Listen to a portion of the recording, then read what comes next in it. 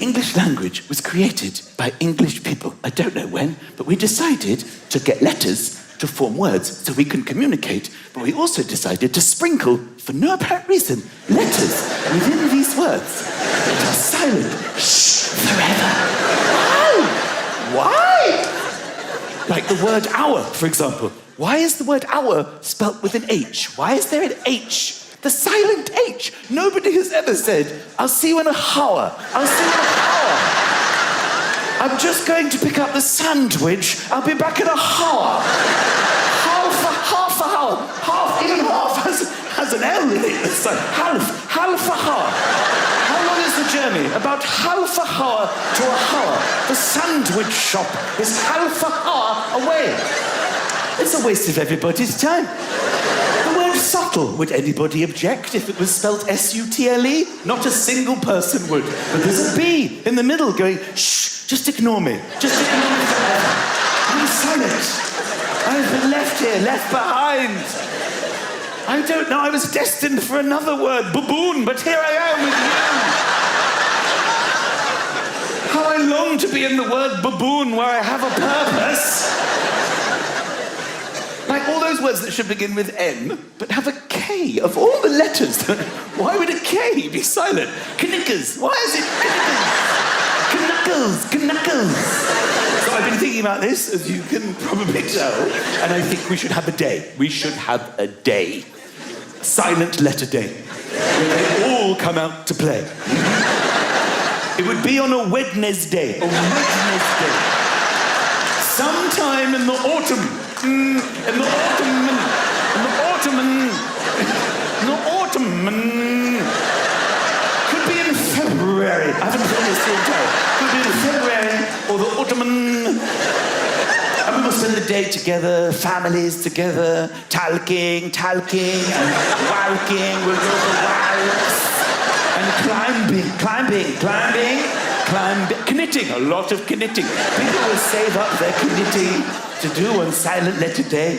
And the knife is the only cutlery that you're allowed to use, the knife. No other cutlery is allowed on silent letter day. Food is buffet style. You go along with your knife. There's salmon and swordfish and sandwiches and yogurt.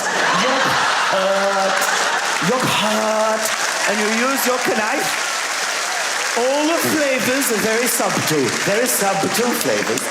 And the gnome will be the symbol of silent letter day. Like Father Christmas, at Christmas, the gnome, everybody gives each other a gnome to celebrate.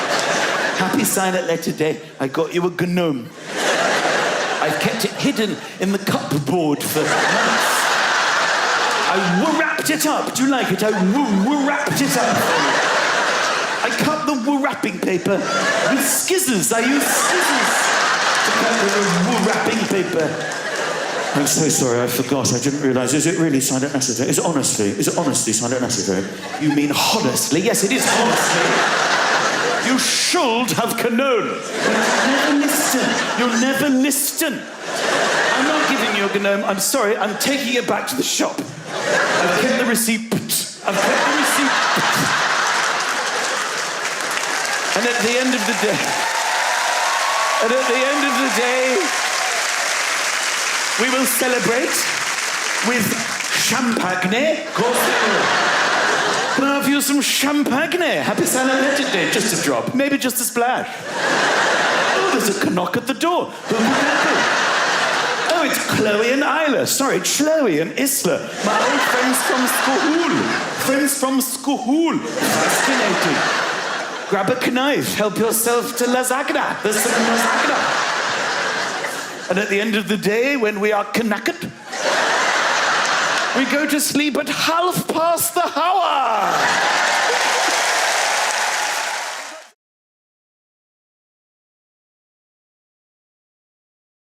I've never really been to Scandinavia before. The hotel was just all minimalist, you know, just everything was just what you needed, you know, just a bed and sink. But it was good, because normally hotels, they get very confusing now. You never know where the light switch is for stuff, or they have these sensor lights now, where you go in the bathroom and it just comes on, and you think, oh, that's good. but then you're on the loo and it goes off. And you have to try and get it back on so you're doing things you don't really want to be doing. And it's been so long since I've stayed in a hotel that just had a normal tap that you turn on and you turn off. But they couldn't work the taps. I'm in this hotel room in Oslo trying to get water. And I called maintenance. And the guy just came up and went, "You do this, you do that, idiot." So I was very happy to be in this quite simple hotel room in Norway. And what I really liked was just one switch. There was like one master switch next to the door that controlled the whole room. So I thought, this is so easy, because normally, you've got to find the switch for different sections of the hotel room, then the lamps next to the bed, you don't know if it's on the neck. You've got fiddling for the neck. Or you look at the wire, is it on the wire? Is it on the wire or the neck? Is it the neck or the wire? And then after about 20 minutes, it's the stampy one, it's the stampy one. So I was so thrilled that just one light turned everything off, one switch turned everything off. So I went, and this is after my gig. I'd had a couple of drinks and it was late, and I thought, I'll just switch that off, obviously bedtime. And it's hard to get back to the bed now because it's dark. So I'm doing that walk when you're expecting to hit something. So I got into my bed, and unbeknownst to me, and I have no idea why this was there was a switch behind the pillow that also controlled the same lights. So I lay in the bed, and then all the lights in the room went on. I thought somebody had come in. Hello? Hello? Is there somebody there? Hello? Well, that's very peculiar. So I went over to the door, turned the light off, dark again, made my way slowly back to the bed. Got myself in, lay as soon as my head hit the pillow, the lights went back up. What on earth is going on? So I marched back quite quickly. I convinced myself of some kind of sensor. So this time I was very, very careful.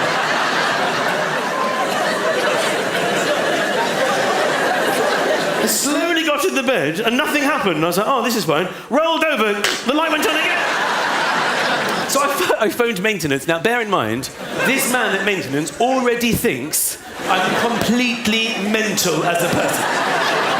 So I call him. I'm lying there now in the light.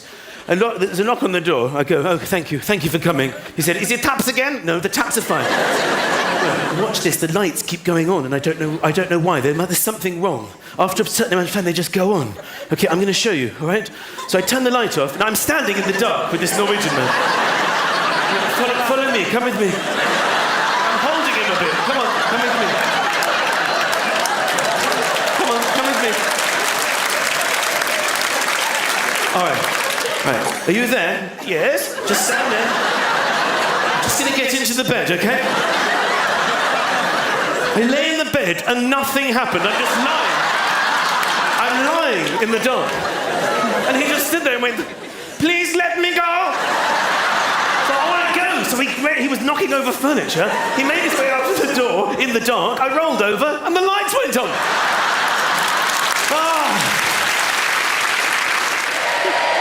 I was going to tell you about my private life. I've had some good news recently, is that I've got... my wife has always had a dream, to own a little place in the countryside. And it became my dream when she told me about it every day for 10 years. And recently, I bought a little place in the countryside for us. Beautiful little place. It's very remote, very isolated, very private, rolling hills. It's surrounded by a farm. It's not our farm, but it's just lovely. We didn't tell the children we were getting it. It was the most magical day when we first moved in, and we were standing outside, all of us, my children running around in the fields. They couldn't believe it, giggling, and the sun going down, and my wife and I holding hands, going, we did it. It's amazing. I'm so happy. And tears. It was beautiful. And lovely little animals, little birds, because you don't see lice birds in London. In London we have pigeons, sort of suicidal pigeons, sort of come in front of the car, just look at you, kill me, end my life, it's not worth it. And they just fly off at the last second. I don't even have the guts to end it. Because they can't see all these multicoloured birds coming out of the woods, like they were welcoming us to the country, making lovely noises. Like they were saying, hello, welcome, thank you for coming. My wife holding hands, children running around, lovely. Then the sun went down completely. Absolute, total darkness. Pitch black, terrified. We both looked at where we thought we were. Darling, are you there? I can't even see you. We should go to London. We can't do this, can we? We can't do this. Where are the children? Children! And it was like all those lovely daytime animals were instantly replaced by the night shift animals. Noises from birds I've never heard before. Sinister sounds. I actually Googled what bird sounds like a child screaming in the woods. Seriously. There was just this...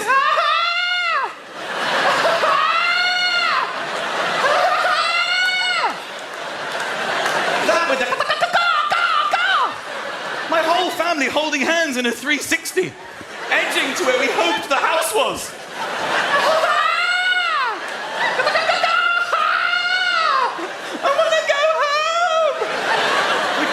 Into the neighbour's field. And foxes, in London, when you see a fox, you see it for a second, and you just go, oh look, there's a fox, and then it disappears, like into thin air. In the country, you hear the noises they make. They make this vile sort of, like they're vomiting violently. There was this fox just walking towards us. That with the...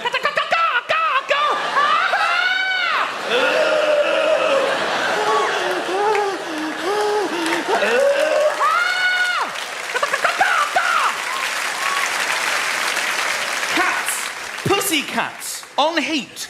Is there a more sinister sound out there than a cat sort of whining? If only women were like this, how much easier would my teenage years have been? Have you met Beverly? I think Beverly's up for it. I think you're right, Dave. Leave me to it.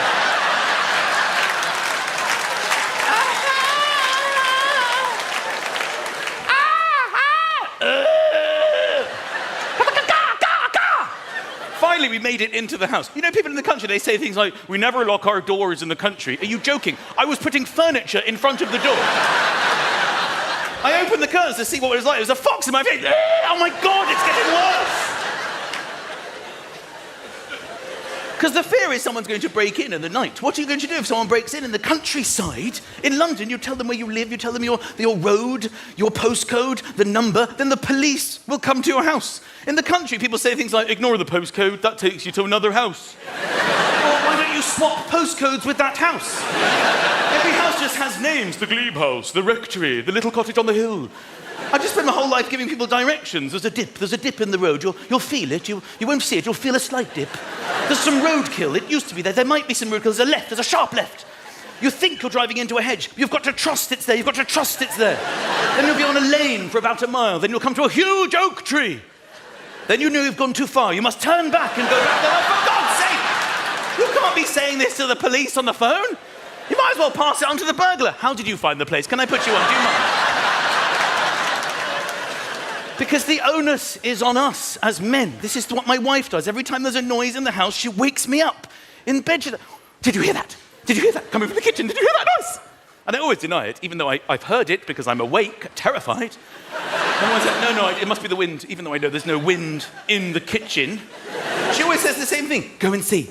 Go on, go downstairs and see. I'm always like, well, that wasn't exactly the way I was going to handle this situation. I was hoping we would hide as a family and await rescue. But Michael, you're the man of the house. Yes, you're right, I am the man of the house, but what concerns me at this very moment is I think there's another man in the house. And I've decided to make him the man of the house on this occasion. But what about the children? Good idea, send one of them, send the old...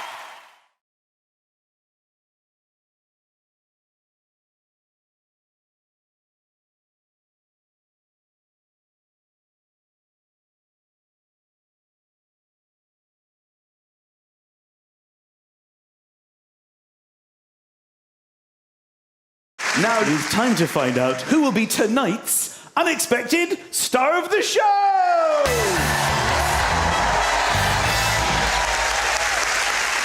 So every series, we have a young, unexpected star, and we give them the chance to perform on this stage at the London Palladium.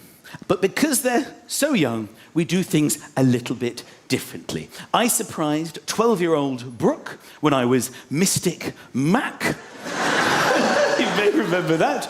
Anush was 11 when I was Mario, the Italian waiter. And last series, of course, I was Gavin, the Harry Potter tour guide, when I surprised 11-year-old Chloe. So, who is this year's young, unexpected star? And who will I be to surprise them? This is the amazing Salpanika. She will be our youngest ever unexpected star. Ladies and gentlemen, she is just 9 years old. Why not? It is a huge night for Salpanika. She has been nominated by her father, Binu, and he is here in the audience with her mother, Ranjita. Binu and Ranjita, give us a stand up and give us a wave. Lovely people. Nice to see you. Nice to see you guys. Okay, so Salpanika's parents have told us that she often talks about what she wants to do when she grows up. At the moment, it's between singer, doctor, scientist, or dancer. So we surprised her by setting up a fun kids experience where she got to try out lots of different jobs. Let's take a look.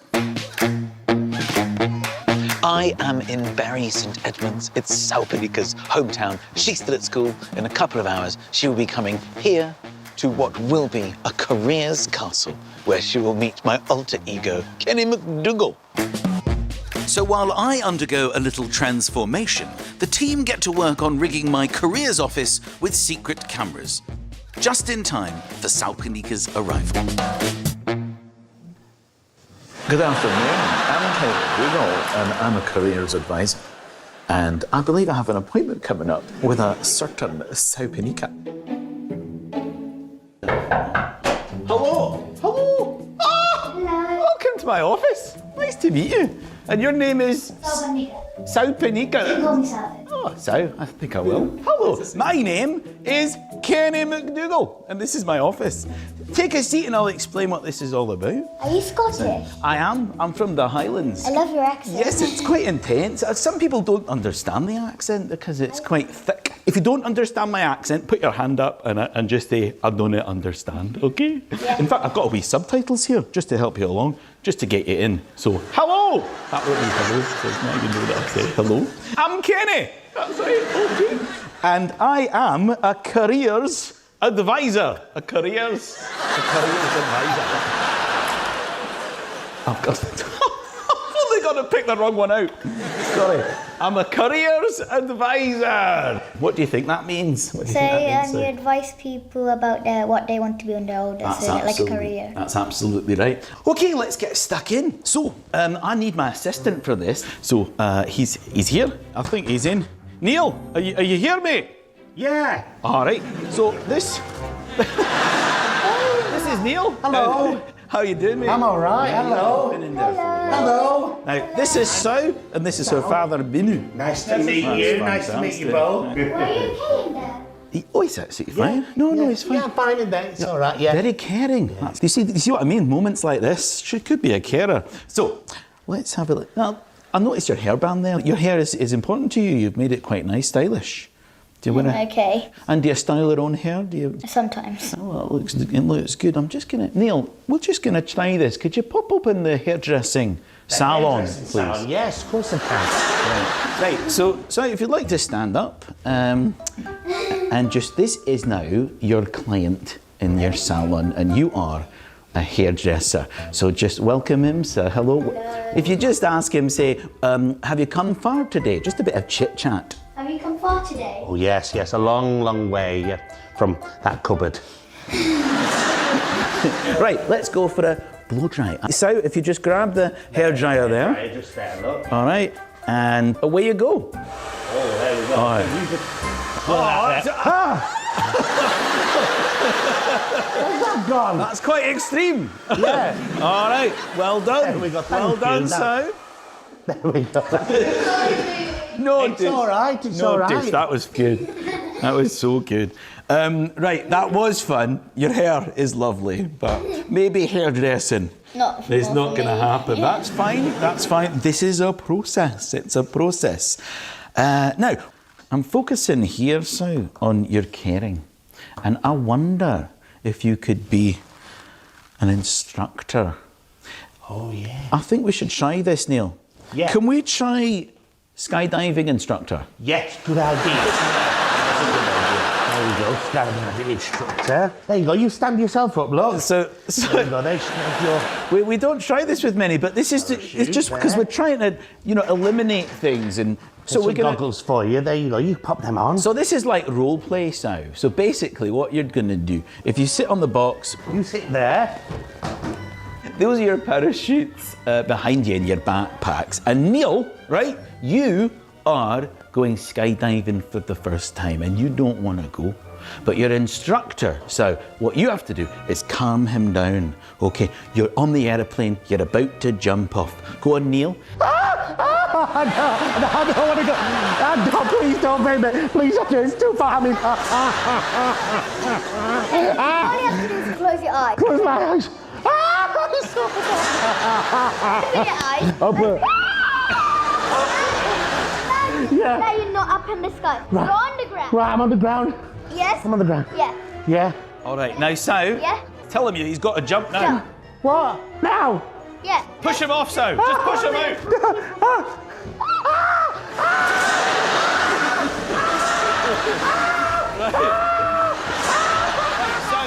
So you jump off, jump out. There you go. Hold his hand. You're free fall. I'm You're flying. You're flying.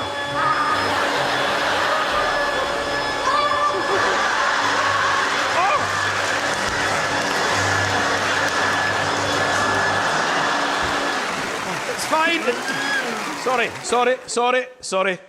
Sorry, we haven't used that in a while. You looked after You me were then. amazing. Thank you. You sit yourself back down.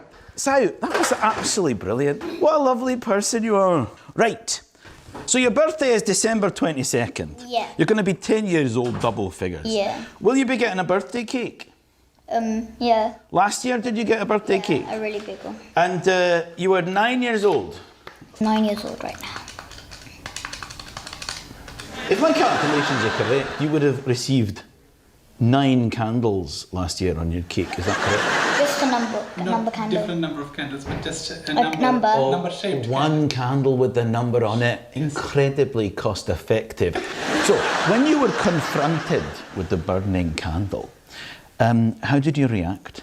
Blew it out as soon as I got the chance. Blew it out as soon as you got the chance. I think you might be good at this. I'm going over to the firefighter draw. Right, okay. This. Do you mind, Sal, if you just pop this on? This is a firefighter's jacket. Yes. Right. This is a firefighter's helmet. Pop that on. That actually fits you absolutely perfectly. All I'm going to ask you to do, stand in the middle of the rug there. I just want you to look around you, Sal, for fire. Is anything on fire? Can you smell fire? A firefighter would be able to smell fire. I smell fire! I think I smell fire! Fire!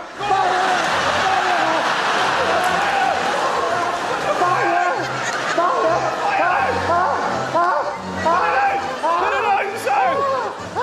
Right on his face, get it out! On his head! Get it on his head, there you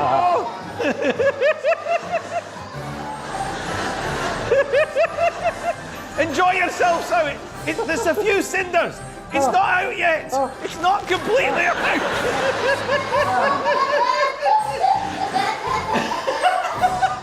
Because you can make sure, because sometimes a fire can come back to life. So just make sure that it's completely out. All right, if you take off your helmet, and we'll pop that back in the drawer. How fun was that?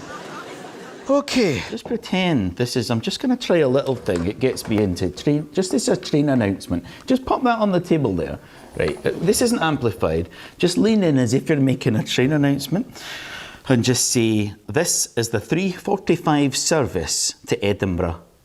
This is the 3:45 service to Edinburgh. That's lovely. Got a lovely, you do have a nice voice. Let me just have that back for a second. You're fantastic. You have nice tone. You've got a nice tone to your voice. I'm gonna just grab my wee guitar here.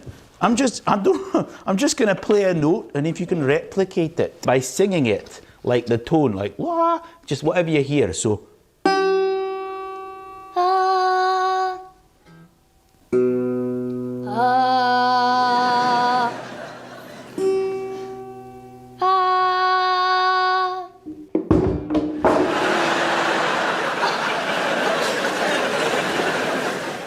What have you been hiding, Sow?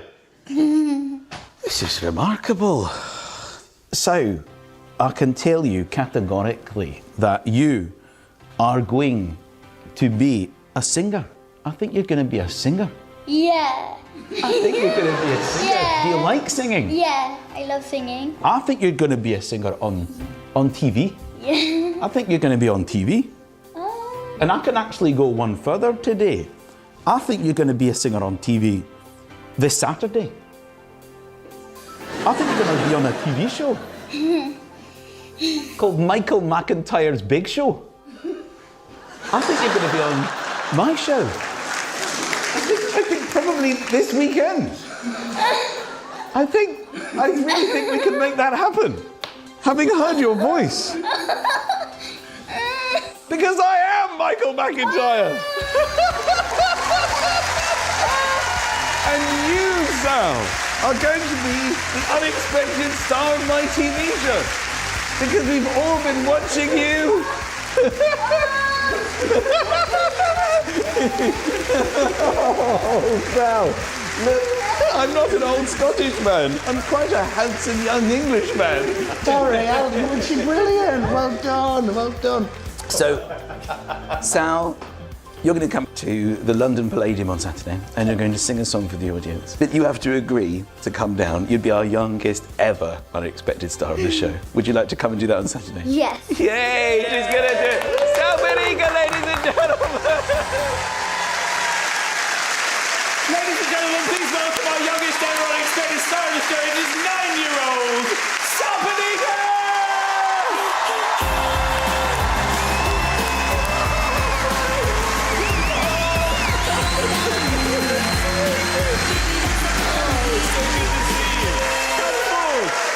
Oh my goodness, Sal. Welcome. There's your parents over there. I can't believe you're only 9 years old. Tell me about that day with Kenny. I thought his nose was pretty weird. Yes. It was a fake nose, wasn't it? Yeah. It had a wee kink in it, like that, yeah. What was your favourite job that you did? Pretend job? It was definitely the firefighter. Yeah, that was super fun. I kind of enjoyed that too. And you enjoyed shooting the water in... Yeah, definitely. Is singing something you really love? Yes. Okay, because we've sort of committed to singing.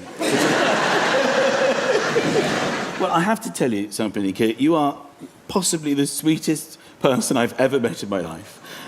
You're absolutely adorable. Everybody here is so rooting for you. We can't wait to hear you sing. We want you to have such a special night tonight. Ladies and gentlemen, is that right? We're so behind you. Go get him. Ladies and gentlemen, it's our unexpected star of tonight's show. She'll be performing at the end of it. Sal Beniga! You're good. See you later. Good luck. Ladies and gentlemen, earlier tonight we met Sal Beniga, who is our youngest ever unexpected star of the show. I surprised her when I was disguised as Kenny, the careers advisor, and told her she was destined to be a singer on this show. Now, with the help of our team, she's been preparing for her big moment on the London Palladium stage. So let's have a little look at how she's been getting on.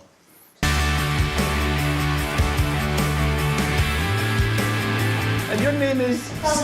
After school, my mum and dad told me there's a children's career day. Michael McIntyre was Kenny, and he had a Scottish accent, so I thought he was Scottish. I think you're going to be on a TV show called Michael McIntyre's Big Show.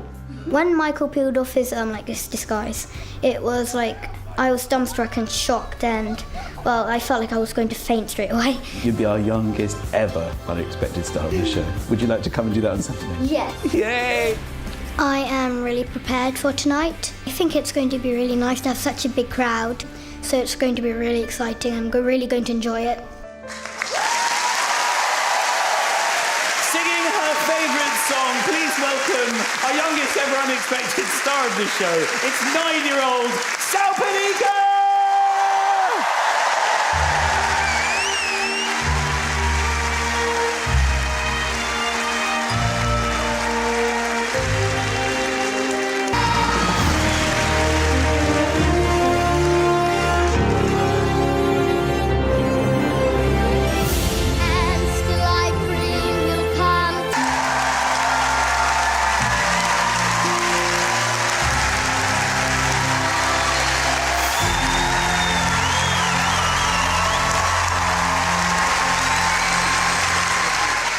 Ladies and gentlemen, our unexpected star of tonight's show, the incredible Salpanika, ladies and gentlemen.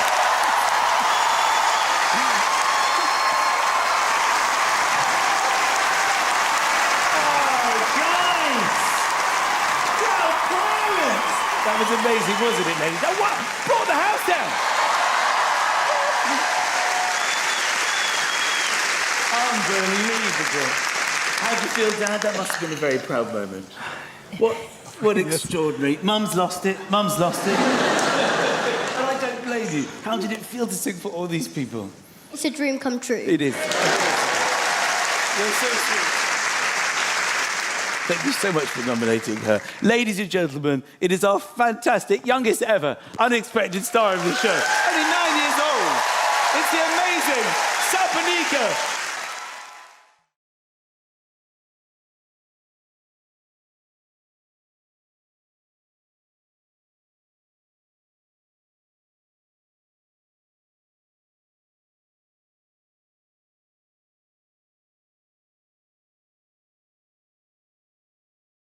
I'm good at hello. I'm not very good at goodbye, especially on the phone. I don't know what's happened. Every time I say goodbye, I sound like a fucking idiot. What is it? You sound like a child. You feel it coming when you're on the phone. It can be very serious conversations. Of course I'll be at the funeral. I've loved your father deeply. I'll say a few words. Bye! Why am I doing that?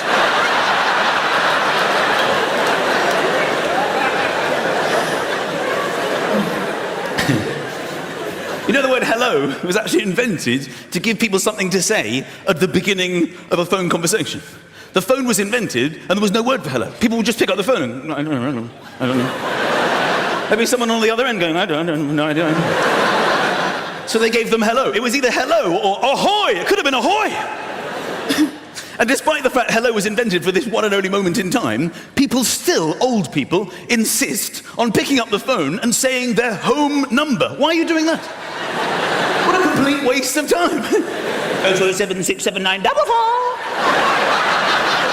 I know that. I've just dialed it. The last thing I did on earth was dial those numbers. Do you open the front door and say your address? It's the same principle. 15C Crescent Road, London N88AL. Oh, that's the phone. 0279794. So I've just celebrated my anniversary. 4 years married, yeah. 8 years together. You always have to add that. 8 years together. 8 years together. 8 years, 4 years, 8 years. It's going very well. It's hard to write the card, though, isn't it? I mean, it's not that I love her more than anything, but it's very, at the beginning, it's very easy to write the card. You know, essays, big, long pages. I love you more than anything. Every time I breathe, I think of you. You've made my life complete. You're the love of my life, darling, darling. Please turn over the page. Please turn over. Just thinking about you now, and I fall in love for the millionth time. And it gets different. You have to come up with this shit every year. Last week I just wrote, I still love you. See last year's card for full details.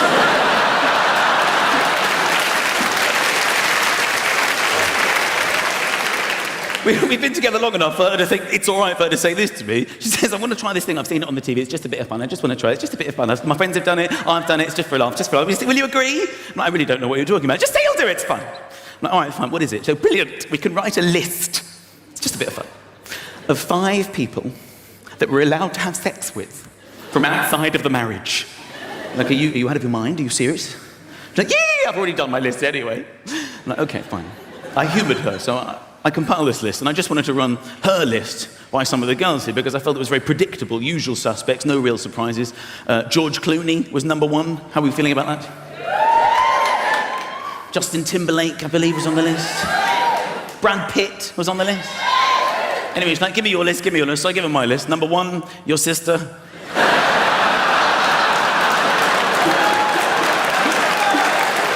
like, where are you going? I'm going to phone your sister. You didn't think this through at all. Why don't you try George Clooney's agent? Good luck.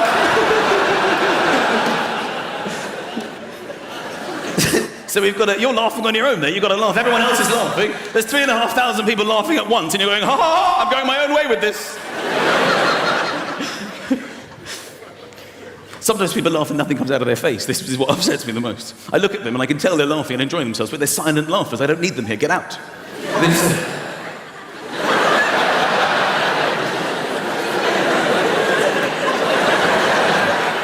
You only hear them when they need breath to fuel their shit non-laugh.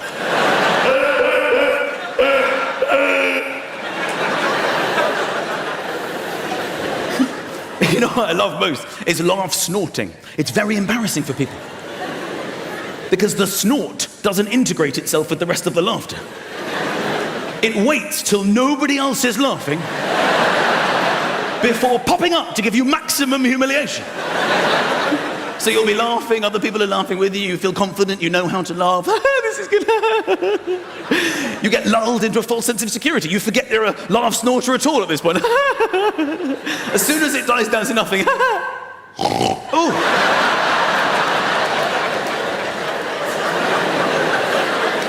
I actually double snorted the other day, like the beginning of the end.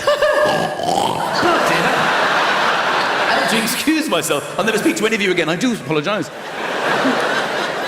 It's just a malfunctioning. It's just the human body letting you know that you're human and at any moment you can malfunction and embarrass and humiliate yourself.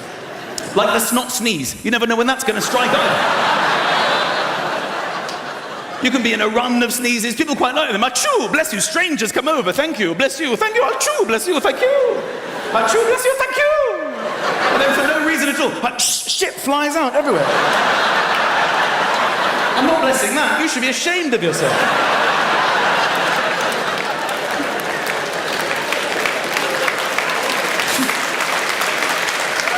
You try and laugh it off. Oh my God! It's a laugh, snot, sneeze. I've completely malfunctioned. I think the worst bodily malfunction, and people don't even know what it is. It happens about 2 or 3 times a year, never more than that. I'm referring to the mini sick. What the fuck is that? What is it? But there are no other symptoms. You're not ill in any way. It can just strike you down. Like, darling, I'm just popping to the kitchen. Can I get you a...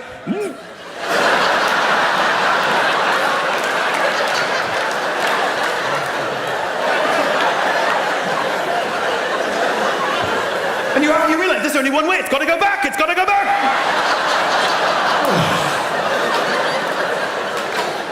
And the shock of it means you need to share it with the nearest person, whether you know them or not. Excuse me.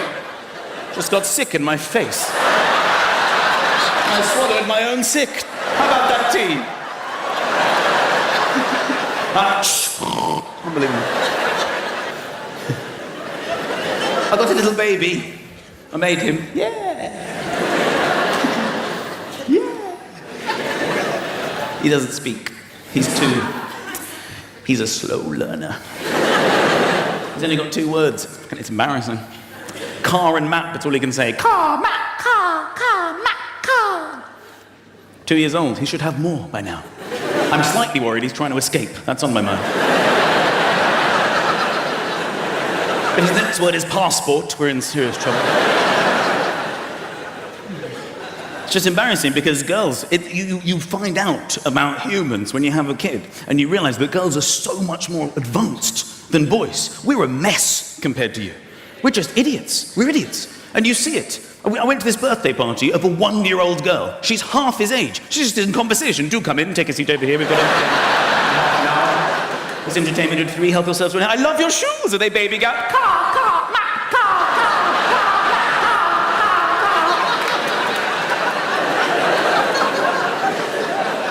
I really think that girls are born in conversation. I think they just pop out of the womb going, are you my mother? Lovely to put a name to a face. You, nurse, weigh me. Get it over with. It's the best it's ever going to be. £7 one, it's downhill from here. He can walk though, which is good. I'm trying to teach him. I've got the book. You probably remember the book. A for apple, B for ball, C for cat, D for dog. X, always my favourite, for xylophone. I love the way when you're growing up, it's one of the first things you learn in the world, xylophones. One of the 26 most important things. This is a xylophone. They're 2 years old. Here's a xylophone. You will never meet a xylophone player in your life. But here is a xylophone. The only word invented to give me something to say when I get to X in the alphabet. Good luck. And then all these words associated, apple, ball, cat, dog, all this nonsense get changed because you get older, you get more mature, and you think, I can't use that. I'm an adult now, I've got an adult brain. Suddenly we deal with Alpha, Bravo, Tango, Foxtrot, Delta, yeah, Echo, Zulus. But nobody bothers to learn it. Unless you're in the police force, you don't have access to this information when you need it. So I'll be on the phone giving my postcode, like it's N10. They go, is that M for Mike? You go, no, that's N for... And then you forget every word beginning with N. In the world. It should be quite an easy question. N for... I do know this. Darling, any word, knickers. I panicked. And they end up thinking of the weirdest word ever. A word you think, I can't use this, can I use this? It's all I've got. I'm going, nougat. It's all I've got, nougat. And for nougat, sir. Yes, nougat. So anyone go, thank you. And filth. It's amazing how much filth you have in your head. You find it out at this moment. I'll go S. They go, is that F for foxtrot? No, S for slut. Slag, suck, slut, squirt. Sex, scrotum. Ah! Supervisor! Fine, we'll use yours. Thanks for bailing me out. Sometimes I like to throw them a curveball for my own entertainment. G for gnome.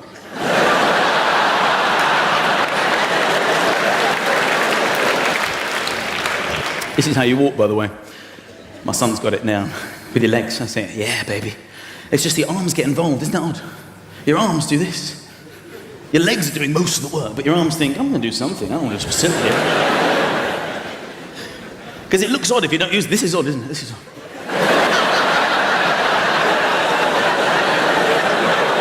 Although this is quite good at you saving energy in your arms, just a little bit, but it just hasn't caught on. I mean, why do we just conform to one way of walking?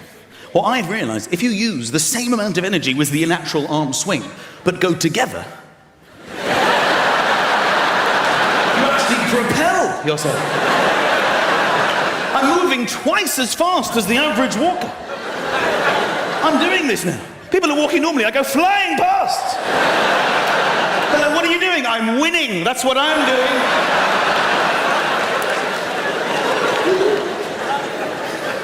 And I've also felt, as I'm sure everyone in this room has as well, that skipping, although socially unacceptable for anyone above the age of 6, is actually a remarkably easy way of moving.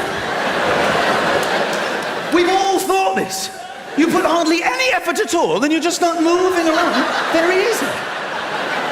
Because running is difficult, it's very heavy, but skipping is magnificent. So what I'm doing now, by combining the two,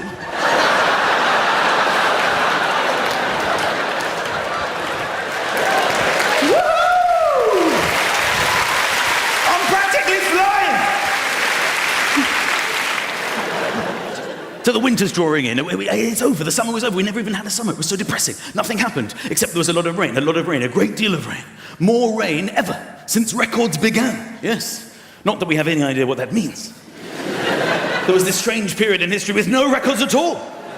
People would leave their homes and go, it feels slightly different to yesterday. Is anybody writing this down? And then after a period of time, somebody said, enough's enough, I will write this down. I would like to announce that records have begun. That first day must have been quite a record-breaking day, don't you think? It's the hottest, wettest, windiest day since records began. This morning, I've only just started. I think it's about the wind as well on the weather. Who cares about the wind? Could it be a stiff northeasterly breeze? I'm not sailing to work. I don't give a shit. People see that and go, I'll leave slightly later with the tailwind. I'll be there in half the time. Woo! Then the clocks are going to change. Nobody knows when the clocks are going to change. They change on a Saturday night. Nobody knows it's going to happen. Everybody the same every Saturday night, every year. They don't know which way or what's going on. You only find out about it late on Saturday night. You overhear somebody, excuse me, what was that? The clocks, they've changed. When? Tonight? Oh! Darling, the clocks, which way? They go back. Is that the good one?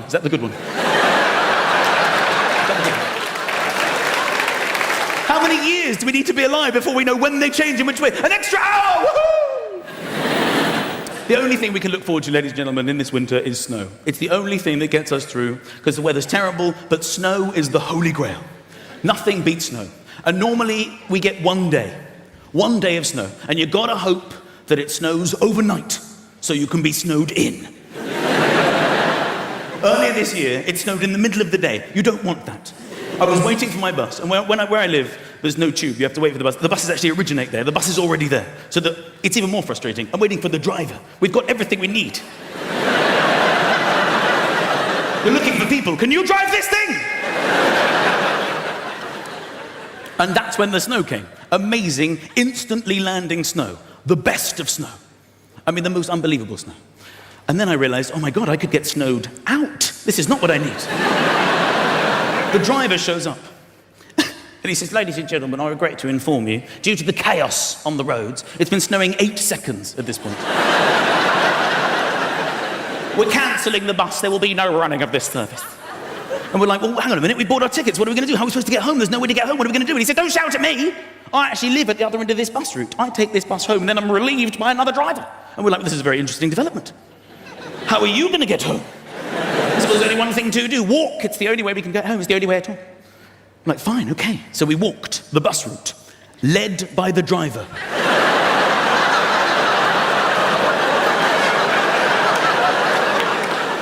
We came to the first stop. We had to tell the people waiting, there's no bus. And they joined our imaginary bus.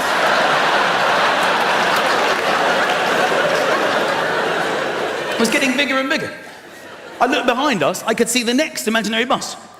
Not a bus, just people walking. And it was catching up fast, because no one to pick up from the stops. And the driver saw this as well, and he turned around. He said, when we get to the next stop, don't tell them anything. Keep walking, they can get on the next one. I thought this was one of the funniest things that ever happened to me. I said to the woman walking next to me, I said, this is hilarious. We're on an imaginary bus. There's a driver. There are old people walking, and this is funny, right? And I thought we were on the same wavelength, but now I remember I was doing most of the talking, because she said, I'd love to chat, but this is my stop. She got out at an actual bus stop and then walked in the direction we had just come from.